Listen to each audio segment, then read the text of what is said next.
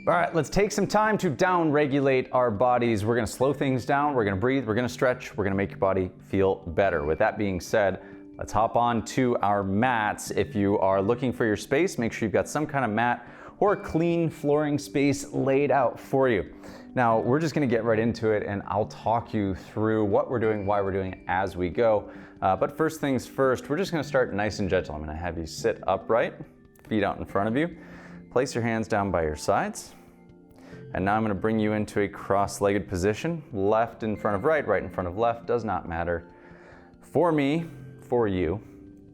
With that being said, I want you to just, I'll start my timer here. I want you to just relax for a moment, sit upright, close your eyes or leave them open if you will. It's up to you. And just begin by relaxing into your breath. Take a few big inhales and exhales.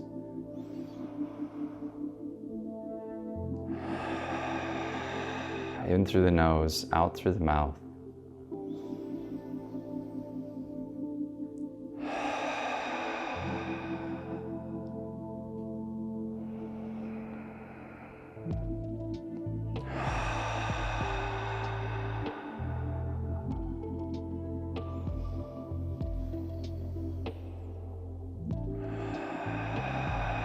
Let your shoulders drop on this last one. Now let those eyes close. Close your mouth and now bring your breathing in and out through your nose only.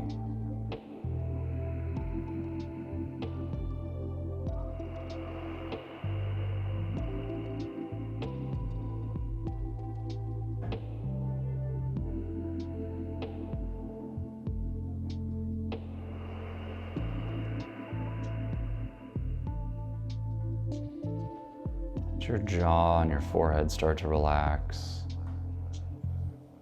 Let your eyelids drop. Feel your tongue and your neck relax. We're just getting you ready to get your body into a nice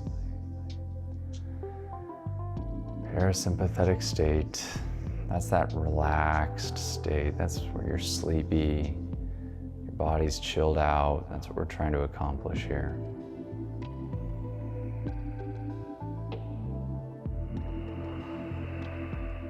On this last one, go ahead and let your eyes open. And just feel the ground underneath you. Just feel it under your butt. Feel what it's like. Notice yourself, where your body is. Now bring those legs straight out in front of you. Now from here, bring yourself into a forward fold.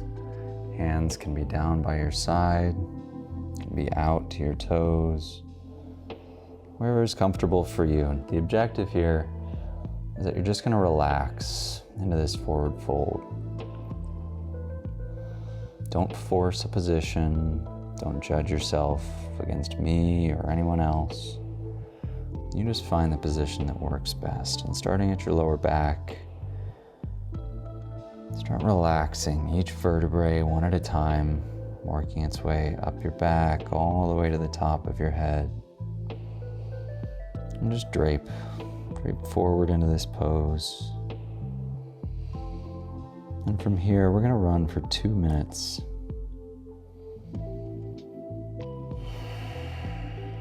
Just relax. And the goal is to just stay in this pose, and with every breath, gently drop a little bit deeper on every exhale. Try to keep that air moving in and out through your nose. And the more relaxed you get, the more you'll notice your breathing slows down and lengthens.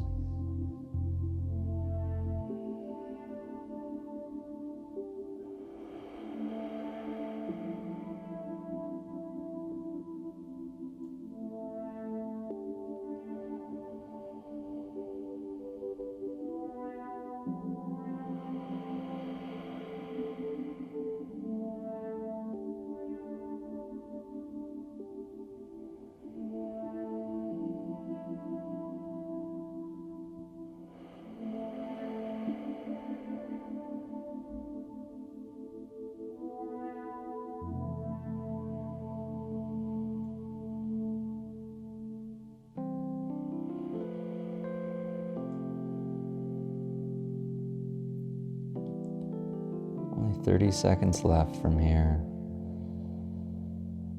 And take these final moments to try and drop deeper into this forward fold.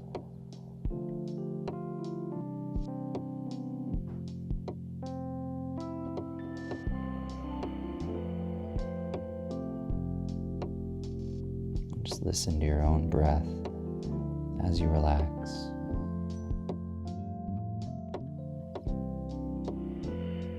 And now gently bring yourself up from here to upright.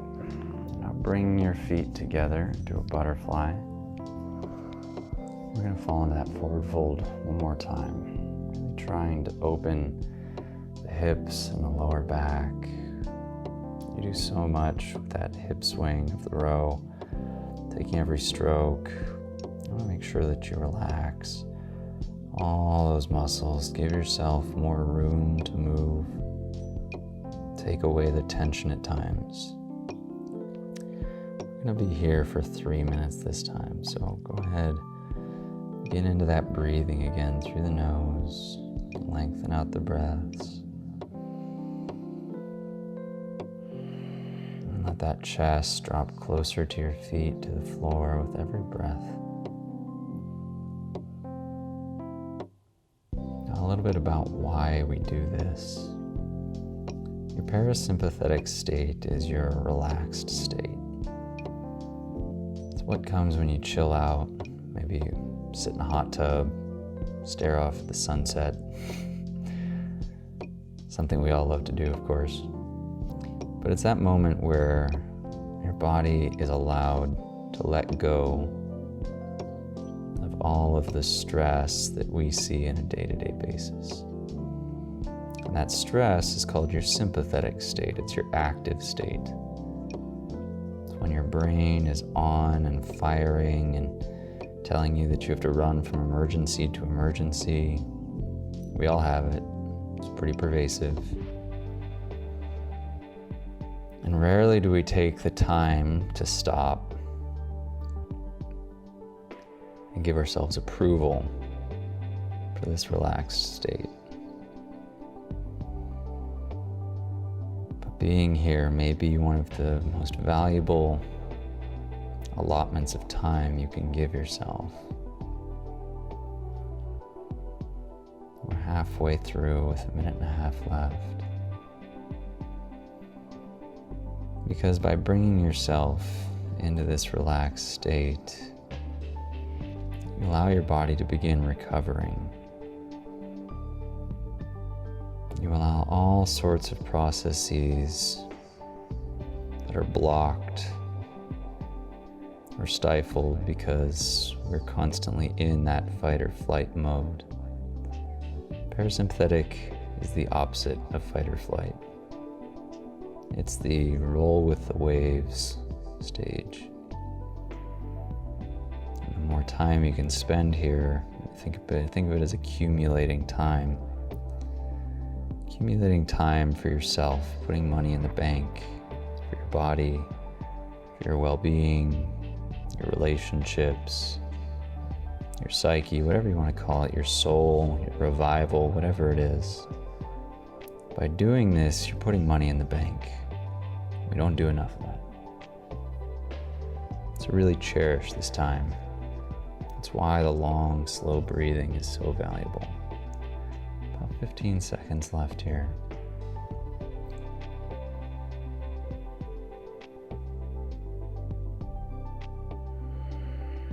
And gently bring yourself up now.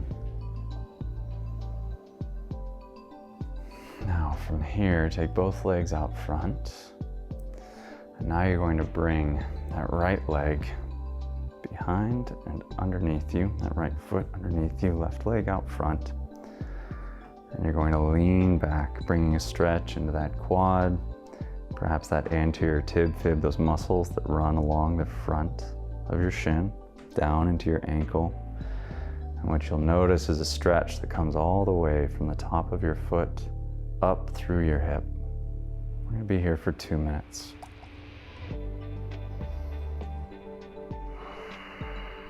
Now, why are we in this pose? Well, being in the completeness of this pose is called the saddle, and it can be pretty intimidating and tough on the knees. Being here, and for me especially, I struggle with saddle pose. This is a nice variation that allows you to be a little bit more gentle, but still bring good stretch into the quads, the knees, again, that anterior tib fib, that ankle, all things critical to take good strokes. Rowing can be pretty quad dominant. We also can benefit from increased length at the catch when we can loosen the ankles, and this is a great way of approaching that. As we add stretch, we add flexibility, mobility into that ankle joint. Gives us a lot of benefit in the long run. So as you get comfortable into this pose, again, just be listening to me. Your breath comes in and out through the nose. Lengthen that breath.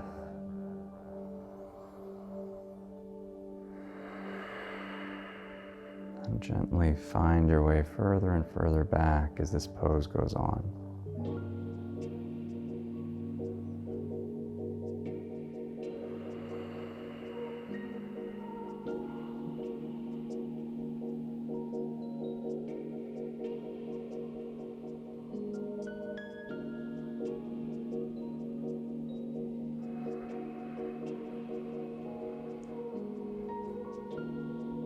About 20 seconds left here.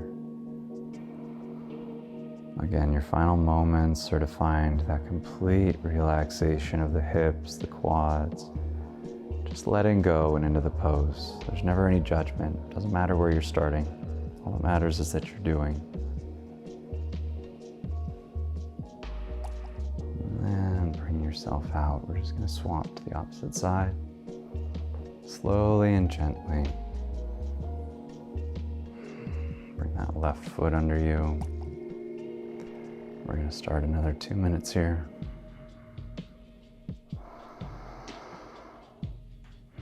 As somebody with long legs, I've noticed that this is one of the more beneficial poses I can end up in.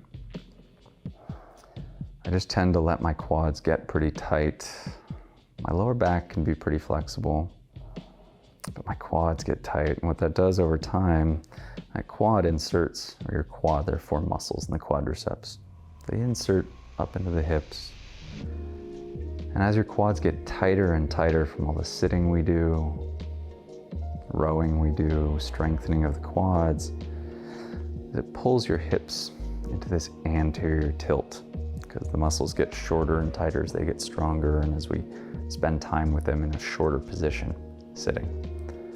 And as they get tight, those hips tilt forward. That puts greater strain on the low back. It also weakens our hamstrings, which are pretty critical because they help us activate our glutes. They're also really important for that push strength. And that push strength is what drives the rowing stroke. And so by being extremely quad dominant, 45 seconds left. By being extremely quad dominant and never giving any love to your quads, that's in the form of mobility, tissue work, stretching, it takes away quite a bit from your overall health, fitness.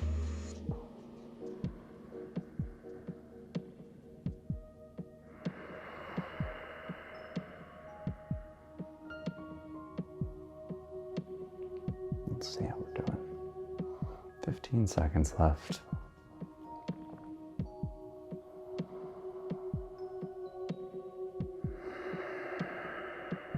Just keeping that relaxed breathing going at this point. You should be really feeling mellow with me. That's our time, that's 2 minutes. Go ahead and release that leg. Now, however you want to, I like to cross the legs, come to my hands and knees, come to yours. Find your way onto your hands and knees. Tuck your toes so they're pointed now. And you're just gonna let your back arch or sway. I should say sway. Let it drop, let gravity take over. Keep the arms straight, shoulder blades pinched together. And it's as if you're relaxing every muscle from your abs into your core, all of your organs there relaxing and just letting gravity take the reins. Let your glutes or your butt relax. Let your pelvis tilt. Let your head drop. And now come into the opposite position. Arch that back up towards the ceiling. Press away on the ground. Really try to round as much as you can. And now relax again. Back down.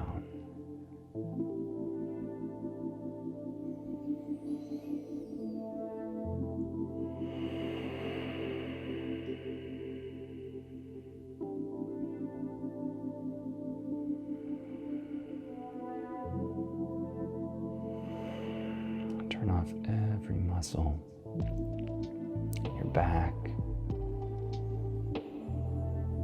in your chest, your shoulders. Just let everything sag.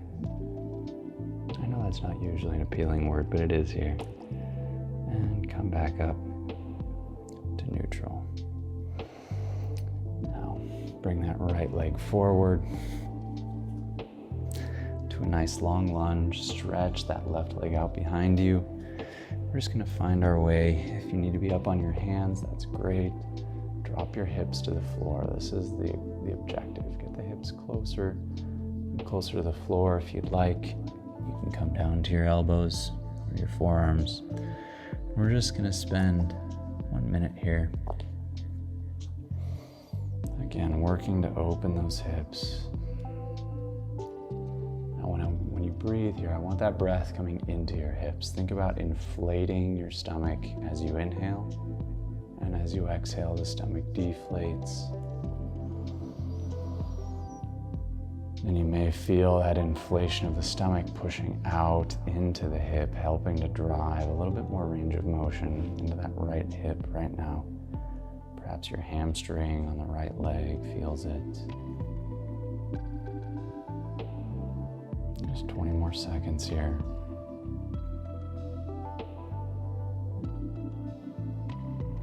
Let those hips drop closer and closer to the floor.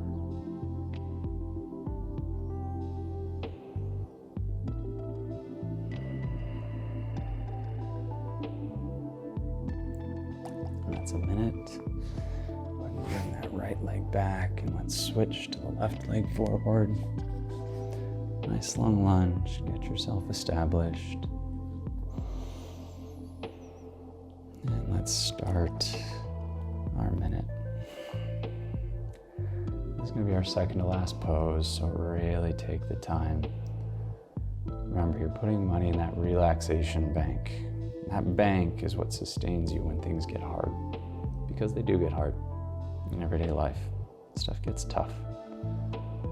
And dealing with it, your ability to deal with it, depends on how much you have in your reserves. To be able to stay patient, to think with a clear head, it helps make you a dark horse. Working when things get tough. So build up those reserves so that you can deal with the challenges that come with life. 15 more seconds, final breaths in and out through the nose.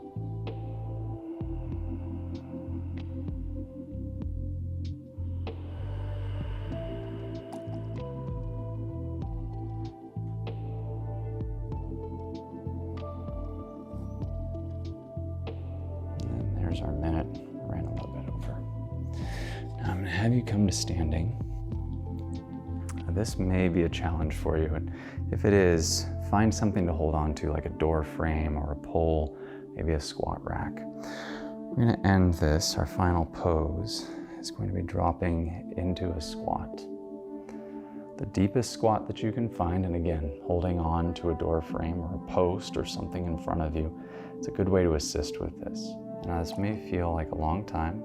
We're going to spend 2 minutes here, relaxing into this squat position.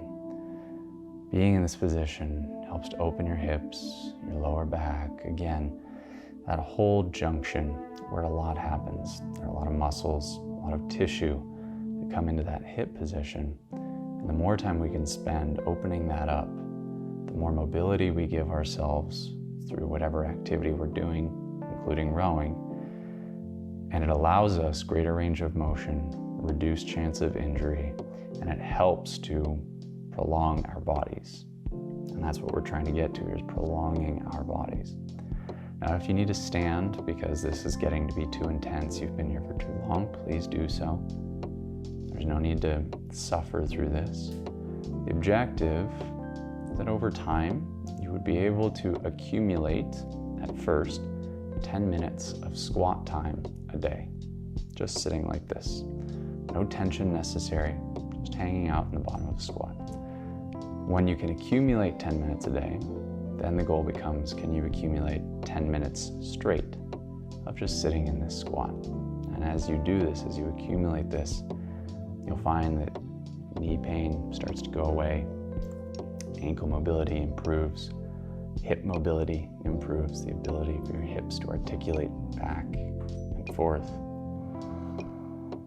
And this may be one of my most prized positions, the ability to sit in a squat. I spend a lot of time here, especially with my kids. It's very helpful. It's a good place to live. You can talk to them eye to eye. You can help feed them. But this is a very healthy place to be, and so the more time you can spend here, the better.